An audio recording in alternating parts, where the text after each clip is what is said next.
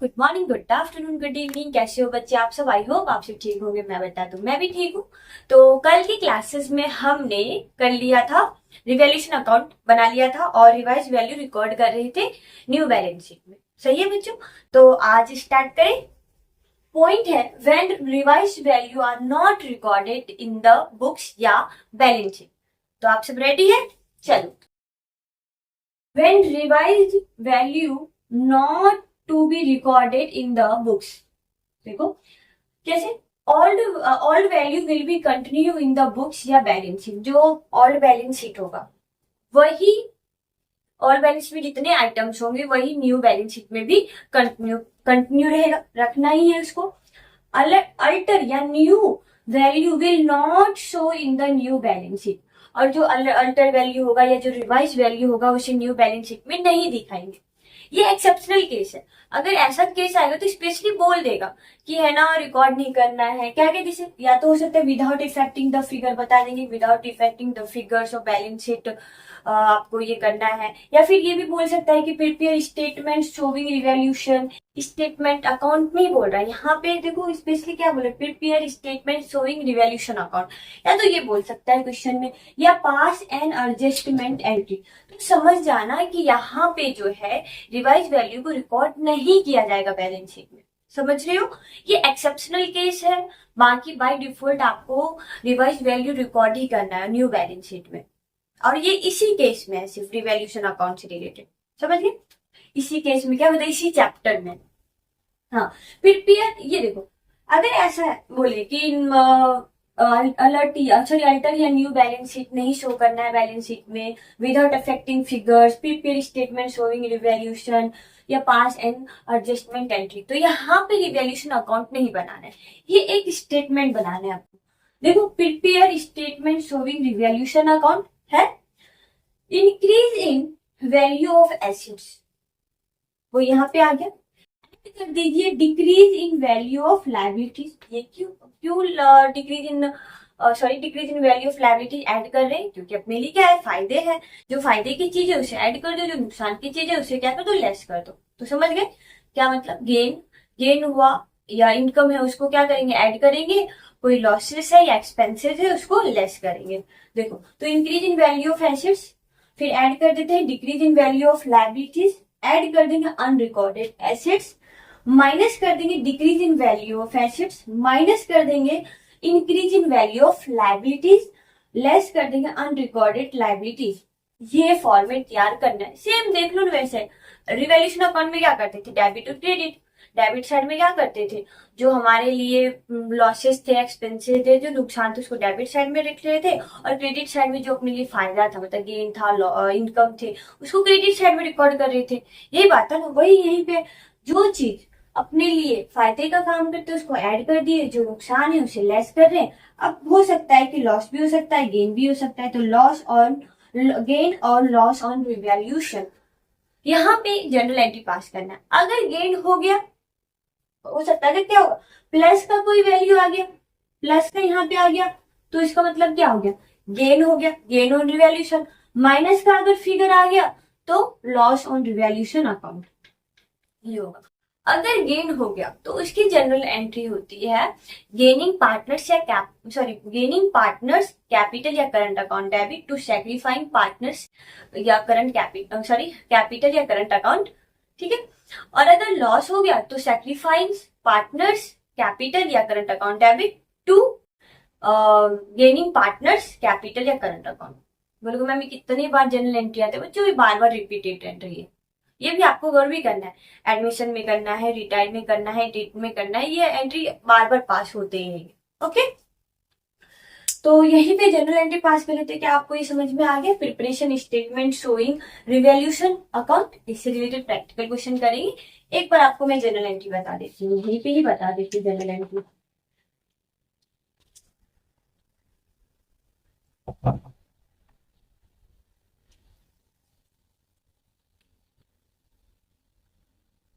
General entry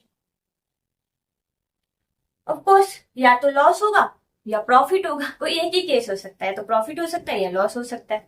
तो यहाँ पे एक ही जनरल एंट्री पास होगा। पहला जनरल एंट्री करते हैं गेन ऑन रिवैल्यूएशन। गेन हो गया तो क्या करेंगे, गेनिंग, तो यहाँ पे हो जाएगा गेनिंग पार्टनर कैपिटल, चल लिख ही देती हूँ फुल, कैपिटल या current account debit to sacrificing partners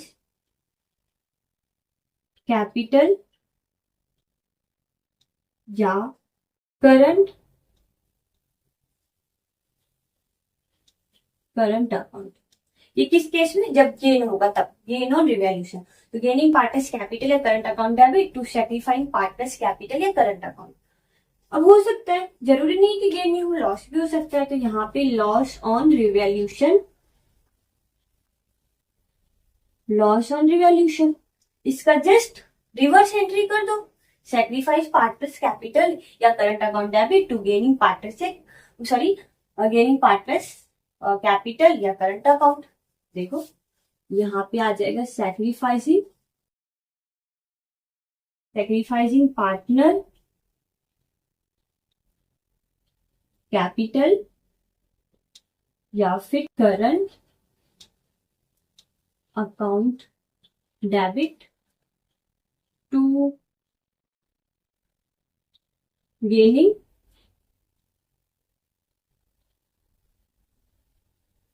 partners capital, या हो सकता है करंट अकाउंट। तो क्या आपको ये समझ में आ गया? दो ही केस हो सकता है, या तो दो केस में, तो दोनों में से कोई एक ही केस होगा, या तो लॉस हो सकता है, ये गेन हो सकता है। गेन के केस में गेनिंग पार्टनर्स कैपिटल या current account debit to sacrificing partners capital या करंट अकाउंट। लॉस हो गया तो सैक्रिफाइस पार्टनर्स कैपिटल या current account debit to gaining partners capital या करंट अकाउंट। तो समझ गए? अब इससे रिलेटेड एक प्रैक्टिकल क्वेश्चन करते हैं तो आपको अच्छे से समझ में आएगा। ओके बच्चों, देखो बच्चों क्वेश्चन नंबर 11। क्वेश्चन 11 के A, B and C partners sharing profit losses in the ratio 3:2 means 3/3 plus कितना 6 8 तो 3/8 2/8। Their balance sheet as 31st March 2023 as follows। ये लायबिलिटी साइड है और ये एसेट साइड है। ओके, तो यहाँ देख लो, यहाँ पे जनरल रिजर्व है और कुछ ऐसा आइटम है नहीं। आगे, partner decided that with effect from 1st April 2023 they would share profit and loss in the ratio 4:3:2 means कितना हो गया, 10 हो गया ना, 4/10 4/9 हो गया ना। हाँ, तो 4/9 3/9 2/9 इट्स 80 सही। हाँ, तो इट्स was agreed that, ये एग्री हुए हैं, स्टॉक भी वैल्यूड एट अमाउंट 1,10,000। स्टॉक कितने का है, 1,20,000 का है, बट यहाँ पे 1,10,000 से क्या हो गया, डिक्रीज हो गया, decrease in value of assets. तो यहाँ पे क्या डिक्रीज हो गया, तो लेस करेंगे। आगे, machinery is to be depreciated by 10%, machinery 10% से डेप्रिशिएट हो गया, यहाँ पे भी डिक्रीज हो गया, तो लेस कर देंगे। आगे, अ प्रोविजन फॉर डाउटफुल डेब्ट is to be made on debtor 5%, और ये जो डेटर है, मैंने डेटर तो लिखा ही नहीं, कैसे कहेंगे ना, हाँ सन्डी डेटर, यहाँ पे प्रोविजन फॉर 5% इस पे क्या करना है, provision for doubtful provision create करना है 5% से। ओके बच्चों, आगे और क्वेश्चन है बच्चों, देखो 4th पॉइंट है बिल्डिंग टू बी एप्रिशिएट, यहाँ पे डेप्रिशिएट नहीं हो रहा है, एप्रिशिएट मतलब बढ़ रहा है बाय 20% से बढ़ रहा है बिल्डिंग। आगे, liabilities for 2,500 including sundry creditor is not likely to arise। 2,500 arise नहीं होगा, मतलब क्लेम नहीं करेगा। 2,500 अपने लिए क्या हो गया, बेनिफिट हो गया, फायदा हो गया, तो इसे क्या कर देंगे, ऐड कर देंगे। आगे, partners agree that the revise value are not to be recorded in the books, they do not, देखो एक चीज और, they do not however want to distribute the general reserve। General reserve को यहाँ पे डिस्ट्रीब्यूट नहीं करना, मतलब बैलेंस शीट में एट दिखाना है आपको, ठीक है। अगर बोल देता तो फिर हम क्या करते, इसको डिस्ट्रीब्यूट करते, बट यहाँ पे तो ऐसा कुछ बोला ही नहीं। You are requested to record the change by passing a single, देखो single journal entry with necessary working note, also prepare the revise balance sheet. और रिवाइज बैलेंस शीट क्या करना है, जैसे क्वेश्चन में दिया है ना, जो balance sheet same balance sheet उतार दो, कुछ चेंजेस नहीं करना है, बैलेंस शीट कुछ भी नहीं चेंज करना है। पहले क्या करेंगे, स्टेटमेंट बना लेंगे, फिर देख देंगे कि लॉस है कि प्रॉफिट, ठीक है, वो चेक कर लेंगे, फिर सैक्रिफाइंग रेशियो निकाल लेंगे, उससे पता चल जाएगा गेन किसने किया है और सैक्रिफाई किसने किया है, उससे रिलेटेड जनरल एंट्री पास कर देंगे, और बैलेंस शीट तो सेम जो क्वेश्चन में है वैसे के वैसे ही वापस बना देना। तो स्टार्ट करें बच्चों, स्टार्ट करते हैं। सबसे पहले प्रिपेयर करते हैं स्टेटमेंट ऑफ रिवैल्यूएशन। इसमें देखते हैं पहले इंक्रीज डिक्रीजिंग, फिर पता चल जाएगा कि लॉस हुआ है रिवैल्यूएशन पे या गेन हुआ है। तो स्टार्ट करें बच्चों। सबसे पहले अपना एडजस्टमेंट क्या था, एडजस्टमेंट था कि स्टॉक बी वैल्यूड 1,10,000। बुक में कितना दिख रहा था, ओल्ड बैलेंस शीट में 1,20,000, सही है, बट रिवैल्यूड किया गया 1,10,000, तो 20,000 का यहाँ पे क्या हो गया, लॉस हो गया। ओके, मशीनरी डेप्रिशिएट हो रहा है, और बिल्डिंग जो है पहले एड वाले देख लेते हैं। तो building to be appreciate by 20%, तो यहां पे लिखते हैं increase in value of building. Building में इंक्रीज हो रहा है, कितने से इंक्रीज हो रहा है देखो, बिल्डिंग कितने का था, बिल्डिंग एक बार चेक करो, 2 लाख का बिल्डिंग था, और 20% से ये एप्रिशिएट हो रहा है, एप्रिशिएट हो रहा है मतलब बढ़ रहा है 20%, तो 2 लाख का 20% कितना आएगा, 2 लाख का 40,000, 40,000 आएगा, 2 लाख के 20% 40,000। और कुछ था, हाँ, 2,500 का एक क्रेडिटर था जो क्लेम नहीं कर रहा, तो वो अपने लिए क्या हो गया, फायदा हो गया, उसे ऐड कर लेते हैं यहाँ पे। तो यहाँ पे लिखते हैं क्रेडिटर्स, देखो लाइन देखो तो क्या है, क्रेडिटर, हाँ, creditor not claim, creditor claim नहीं कर रहा है, कितने से, 2,500 से, ये अपने लिए फायदा है। आगे और भी कुछ ऐसा है point, liability of 2,500 not likely to be arises, okay, यहाँ पे हो गया। और कुछ, हाँ, अब लेस वाला वैल्यू देख लेते हैं, तो यहाँ पे लेस करते हैं, ऐसे डिक्रीज हो गया 10,000 से, तो यहाँ पे लिख देते हैं डिक्रीज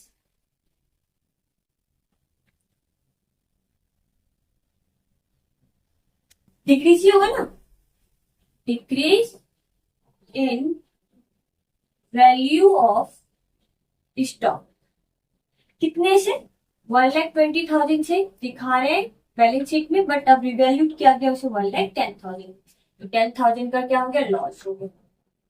और देखो एडजस्टमेंट, आपके बच्चों मैंने क्वेश्चन इसलिए पहले करवा दिया, उसमें से देख लो। और भी कुछ था, provision, a provision for doubtful डेब्ट is to be made on debtor, debtor पे प्रोविजन बना रहे हैं, तो अपने लिए क्या नुकसान है, मान के चलते हैं कि इतना 5% बना के चल रहे हैं एक प्रोविजन की, हो सकता है कि डेटर पेमेंट नहीं करे, तो यहाँ पे लिख देते हैं less provision, provision for doubtful डेब्ट, प्रोविजन फॉर डाउटफुल डेब्ट कितने का है, सैलरी डेटर कितने का है, 44,000 का, 44,000 का कितना परसेंट, 5%, तो 44,000 का 5% एक बार देखो कुछ निकालो, 44,000 का 5% है 2,200 आता है, तो यहाँ पे लेस कर देंगे। मशीनरी भी था जिसपे डेप्रिशिएशन चार्ज कर रहे थे, machinery to be depreciate by 10%, तो ये भी लेस हो जाएगा, यहाँ पर लेस हो गया। यहाँ पे लिखेंगे क्या, decrease, decrease in value of machinery, आप पहले भी लिख सकते, जैसे decrease in value of stock किया, तो यहीं पे लेस कर देना decrease in value of machinery, then कर देना प्रोविजन फॉर डाउटफुल डेब्ट, ओके, मशीनरी, तो decrease in value of machinery, machinery कितने का है, 1,59,000, 1,59,000 का कितने परसेंट से डेप्रिसिएशन है? 10%। 10% से डेप्रिसिएशन चार्ज करेंगे तो आएगा 1,59,100। ये हो गया, ये लेस करेंगे ये भी। क्या और भी कुछ एडजस्टमेंट है? देखते हैं। स्टॉक का काम हो गया, मशीनरी का भी कर दिया, प्रोविजन फॉर डाउटफुल डेब्ट भी क्रिएट कर दिया, बिल्डिंग भी एप्रिशिएट कर दिया, लायबिलिटीज 2,500 का था, उससे भी काम हो गया। बस इतना ही। अब इससे देखते हैं कि इस पे लॉस हुआ है या प्रॉफिट हुआ है। 40,000 plus 2,500 minus 10,000 minus 2,200 and minus 15,900। तो देखो 14,400 प्लस का है, तो यहाँ पे प्रॉफिट हुआ है, 14,400 का प्रॉफिट हुआ है, तो उस पर लिख देंगे प्रॉफिट। ये प्रॉफिट हुआ है। अच्छा, जनरल रिजर्व भी तो था ना? कितने का था जनरल रिजर्व? जनरल रिजर्व था 36,000 का। वो क्या कर देंगे, यहाँ पे ऐड कर, यहाँ करेंगे ऐड। ये दिखाना पड़ता है इसीलिए, क्योंकि इन्होंने बोला कि डिस्ट्रीब्यूट नहीं करेंगे, डू नॉट डिस्ट्रीब्यूट। सही।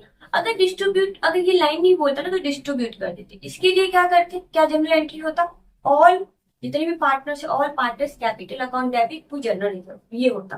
बट अगर नहीं, अगर डिस्ट्रीब्यूट करते तो उसका क्या करते थे? जनरल एंट्री, याद करो, gaining partners capital account debit, याद है?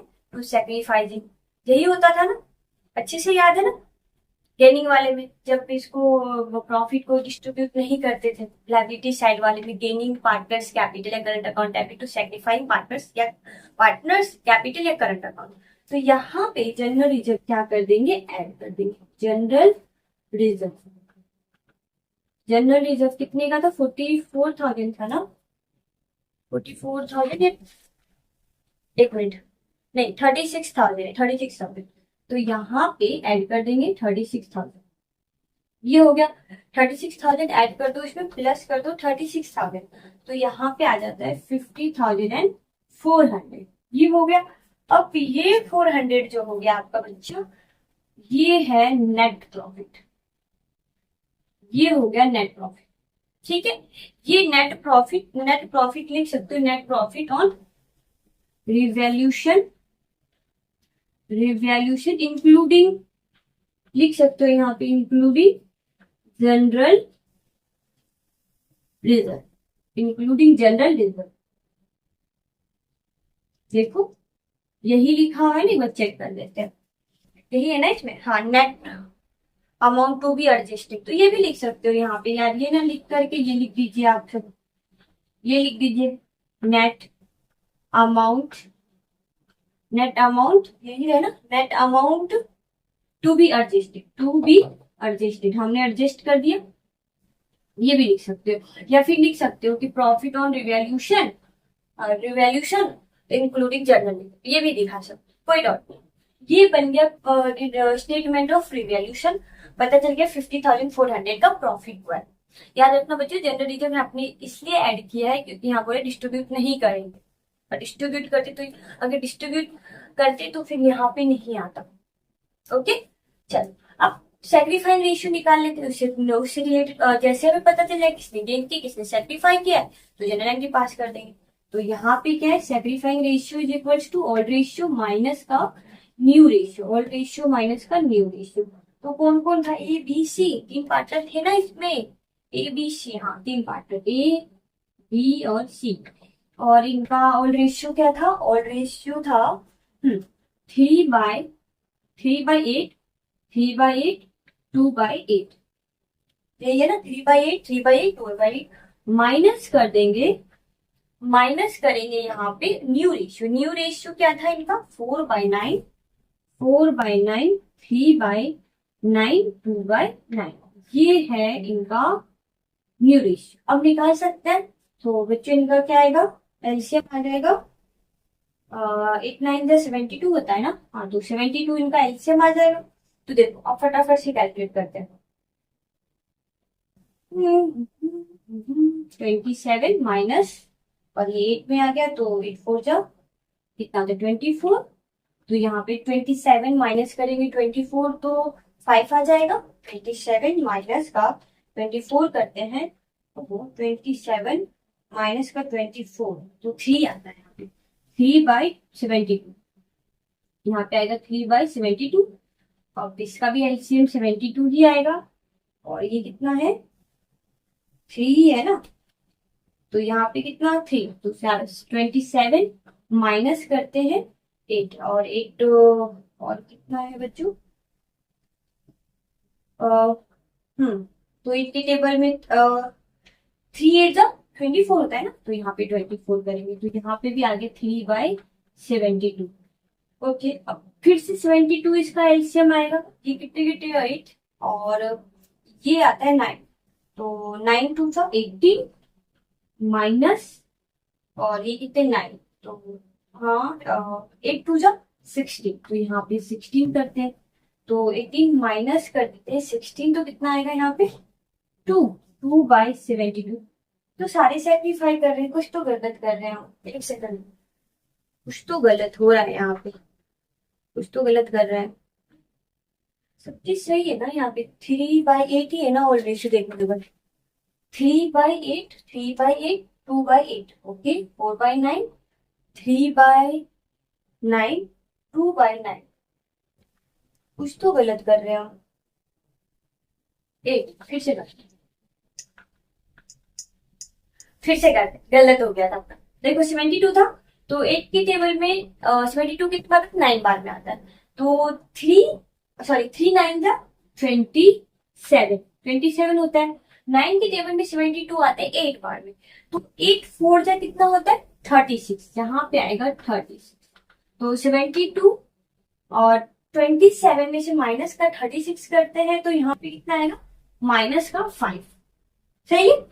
आगे फिर से एलसीएम कर लेते हैं 72, और ये कितने के टेबल में आता है, सॉरी 8 9 72, और 3 9 जा कितना होगा 27, सही है, और ये कितने 9 के टेबल में आ गया, हाँ, तो यहाँ पे आएगा, ये 8 बार में आता है, और 8 3 जा 24, तो यहाँ पे कितना आएगा 3/72 में एक मिस्टेक करी थी, वो यहाँ पे करी थी, 9 4 जा 36 होता है, मैं यहाँ पे लिख रही थी 24, ये गलत था बस अपना, बाकी सब चीज सही है।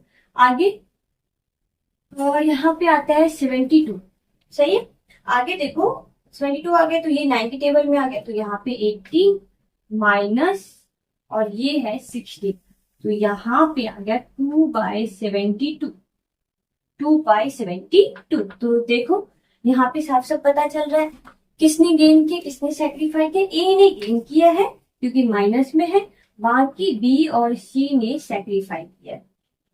कितना गेन किया है 5/72 गेन किया है, 3/72 सेक्रीफाई किया है सी ने, और सॉरी बी ने, और सी ने 2/72। तो अब जनरल एंट्री पास कर सकते फटाफट, चलो यहीं पे जनरल एंट्री भी पास कर देते हैं।